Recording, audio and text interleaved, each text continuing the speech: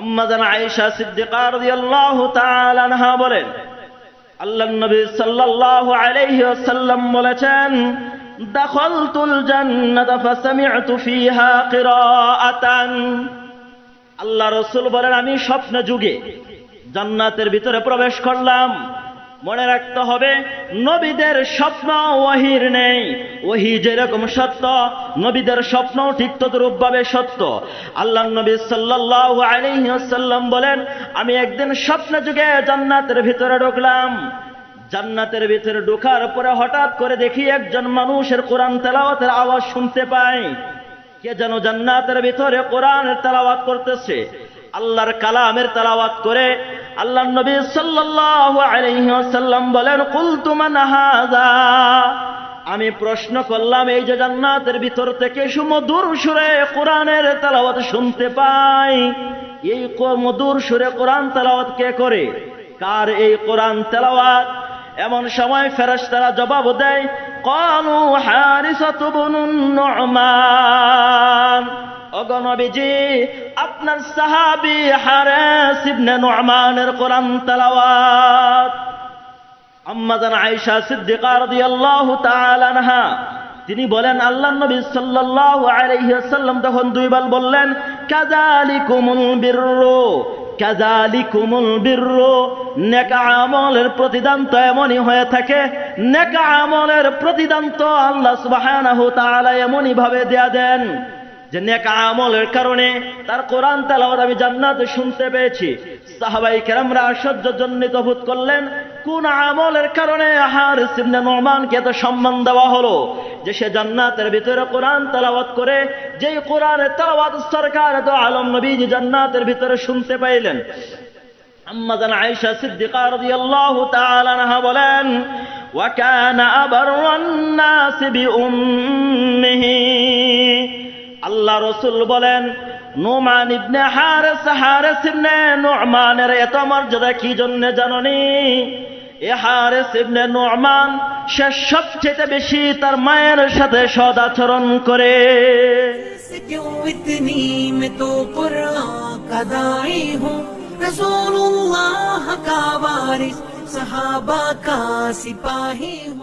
নবী সাল্লাল্লাহু আলাইহি ওয়াসাল্লাম বলেন, ওয়া শাফকাতুন আলাল ওয়ালিদাইন। দ্বিতীয় নাম্বার আমল, যদি তোমরা তোমাদের মরণের জটিলতা থেকে বাঁচতে চাও, মৃত্যুর যন্ত্রণা থেকে বাঁচতে চাও, মৃত্যুর ফিতনা থেকে বাঁচতে চাও এবং সহজে মরণ চাও, একদম সহজে মরণ চেয়ে জান্নাতে হতে চাও, তাহলে 2 নাম্বার আমল হলো পিতা মাতার উপরে দয়া করতে হবে, সৎ ব্যবহার করতে হবে পিতামাতার সাথে। পিতামাতার সাথে অসৎ ব্যবহার করা যাবে না। পিতামাতা যখন যে আদেশ করে ধর্মীয় রীতি অনুযায়ী যদি সেই আদেশটা বৈধ হয়, তাহলে সন্তানের পালন করতে হবে।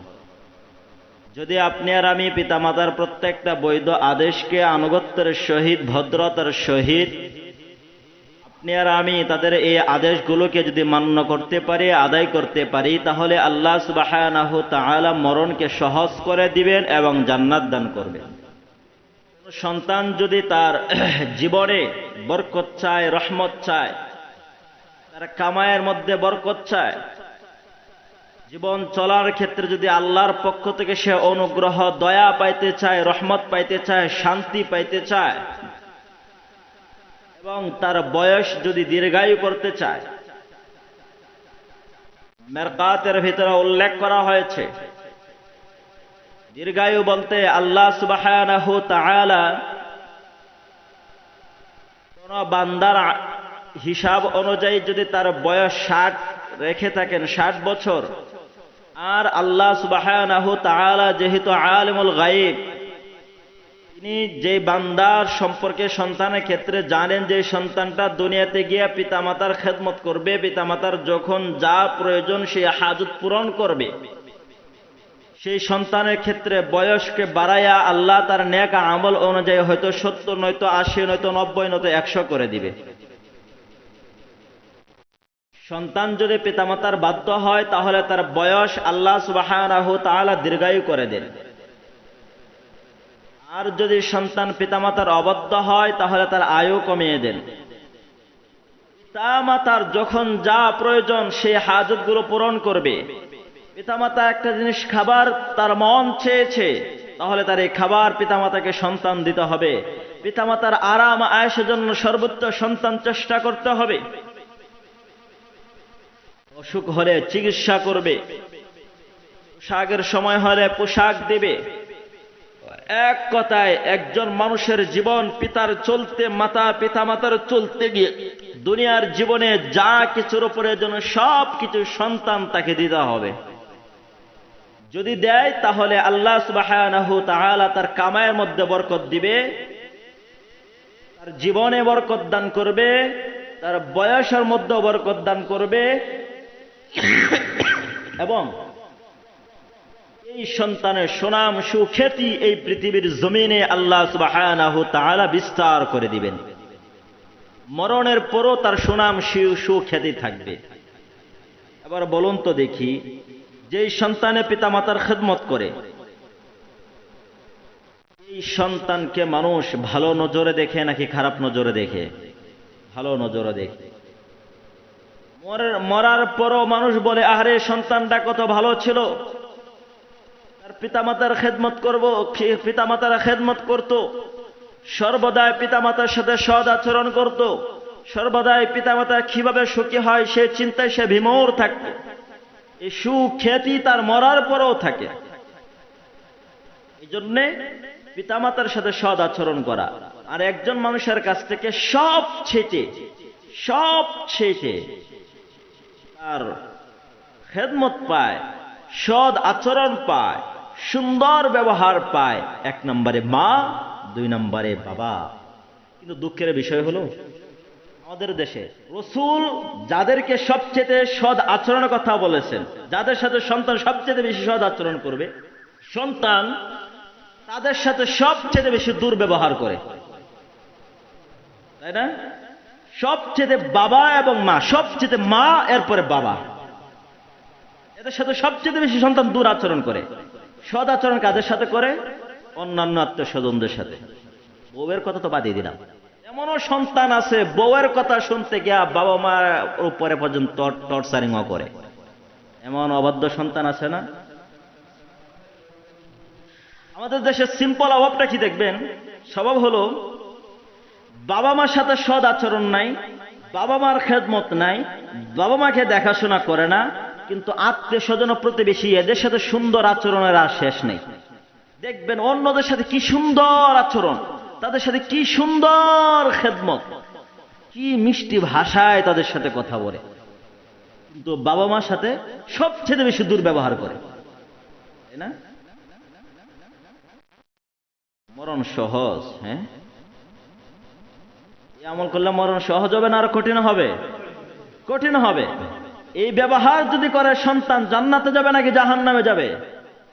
যেমনই ভাবে আপনাকে পিতামাতার সমস্ত খেদমত করতে হবে, ঠিক তদরূপ ভাবে পিতামাতার সমস্ত বৈধ আদেশকে আপনাকে মানতে হবে। তখন গিয়ে আপনি হবেন পিতামাতার নেক সন্তান, বাধ্য সন্তান, এর আগে না। কিন্তু দুঃখের সাথে বলতে হয় এখন অধিকাংশই পরিবারের অবস্থা হলো এমন, পিতামাতার সাথে সন্তানের সুসম্পর্ক নাই, তাই না? এই রোগেই তো আক্রান্ত বেশি। প্রত্যেকটা বাড়িতে বাড়িতে এই রোগ আছে, তাই না? পিতামাতার সাথে সম্পর্ক নাই, এমনও সন্তান পাওয়া যাবে মাসের পর মাস যায়, বছরের পর বছর যায়, পিতামাতার খোঁজ খবরও নেয় না। কি খাইতেছে না খাইতেছে এগুলো খোঁজ নাই। তার অসুস্থ হলে চিকিৎসা কোন জায়গা থেকে করতেছে কোনো খোঁজ খবর নাই। কি পরতেছে, পরিধানে তার কখন কি পোশাক পরতেছে, তার ভালো পোশাক, গরমের জন্য এই যে গরম আসছে তার ভালো পোশাক আছে নাকি নাই, শীতের সময় তার শীতকে কন্ট্রোল করার জন্য তার শীতের পোশাক আছে নাকি নাই, থাকার জন্য তার সর্বোচ্চ একটা ভালো জায়গা আছে নাকি নাই, কোনো খোঁজ খবর নাই। কিন্তু দেখবেন বউ নিয়া, অন্যান্য আত্মীয় স্বজন নিয়া, আশেপাশের লোক নিয়ে বড় শান্তিতে আছে। শান্তিতে না, বড় আমোদ ফুর্তিতে আছে। কারণ বাস্তবতা মিলায়া দেখবেন, যেই সন্তানের পিতামাতার সাথে সুসম্পর্ক নাই, টাকার মালিক হতে পারে কিন্তু সম্মান নাই। আছে সম্মান? টাকার মালিক হতে পারে, যেরকম ভাবে তার সম্মান নাই এরকম ভাবে তার সংসারে সুখ শান্তিও নাই। আছে? কথা বলেন, আছে?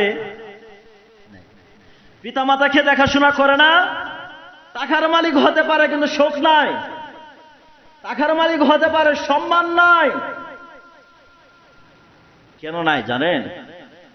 নাই কেন জানেন? মালিক বহু আগে ফয়সালা করে দিয়েছে, যখন এই পৃথিবী সৃষ্টি করেছেন তখনই ফয়সালা করে দিয়েছে, সম্পর্ক ঠিক রাখবা, আমি মালিক তোমাদের সাথে সম্পর্ক ঠিক রাখবো। যদি পিতামাতার সাথে সম্পর্ক ঠিক না রাখো, আমি মালিক তোমাদের সাথে সম্পর্ক ঠিক রাখবো না। আপনি যেহেতু আপনার পিতামাতার সাথে সুসম্পর্ক নাই, মালিকের সাথেও আপনার সুসম্পর্ক নাই। মালিকের সাথে যার সুসম্পর্ক নাই, এ দুনিয়াতে ইজ্জতের মালিক হয় কি করিয়া? যার সম্পর্ক মালিকের সাথে নাই, ও দিন দিন বেইজ্জতি হবে। যার সম্পর্ক মালিকের সাথে নাই, এ দিন দিন অশান্তিতে ভুগবে, এ দিন দিন আযাবে গ্রেফতার হবে। হবে নাকি হবে না? টের পান না কেন সংসারে সুখ নাই, কেন শান্তি পান না? টাকার মালিক হন কিন্তু শান্তি পান না কেন? টের পান না? সময় এখনো আছে, যদি বাচ্চা থাকে যে কোনো মূল্যে পিতামাতার পায়ে ধরে হইলে মাপ নিতে হবে।